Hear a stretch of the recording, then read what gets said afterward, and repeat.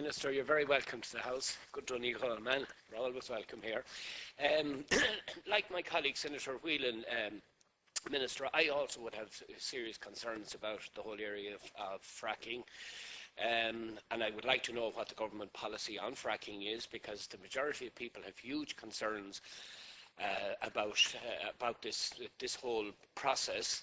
And it is true to say that, I think Senator Daly said it, that once big business gets involved, everything gets hidden, and the voice of the people is no longer listened to. And we have a situation in my own county, Minister, and you're well aware of it, that the majority of the people can't drink the water as it is. Now, I appreciate there's a lot of good work being done at the moment in putting new treatment plants in place in County Roscommon, but I would be awful fearful that once you start fracking, I mean, you have absolutely no guarantee. You put a drill into the ground, you have no guarantee what's going to happen after that. So it has to be treated as a very serious issue. I do welcome all of the geological surveys that are being done, and I see that my own county and Longford and Westmeath are currently being surveyed, and the results are to be released next year. But I just have a couple of concerns, Minister. One of my concerns is how much of an impact has all of these surveys that are being done how much of an impact do they have on planning authorities, and in particular on Bord Pleanála?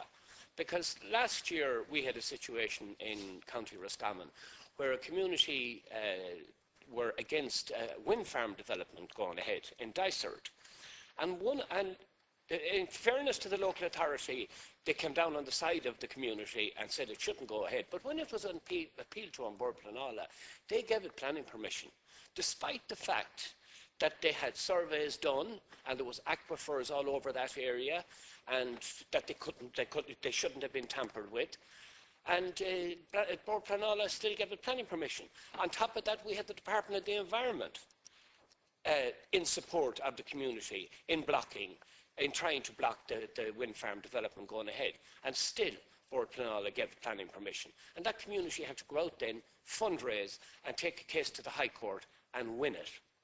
You know, so I mean, I need to know what impact these surveys actually have on planning authorities and on Bord Pleanála. The other thing, you know, again, it's about big business, and, you know, the Airgrid's plans for developing Grid West, for instance. I mean, Airgrid would lead you to believe that pylons are good for you now at this stage. This is more of the big business spin that people have to put up with.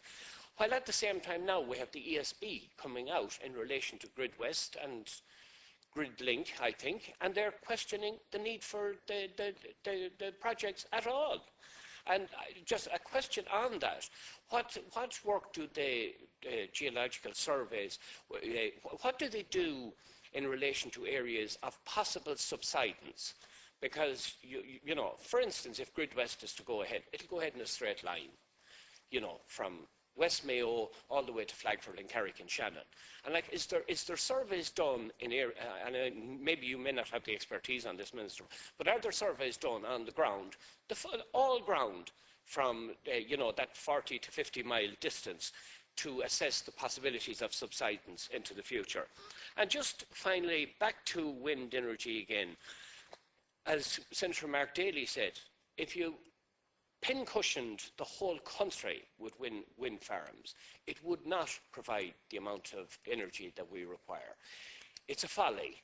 All of the economists are telling us this, and we're not listening to them. And we're letting these wind farm developers fire ahead and put wind farms all over this country. Again, has the possibility of subsidence being addressed, because it's going to happen at some stage in the future. So it's like we need to start listening to the experts, Minister. And at the minute, in relation to wind energy, we're not. We're focused completely on wind, and we're not looking at any other types of green energy. And all the money is being pumped into it. For what? I don't know. But it is a serious issue.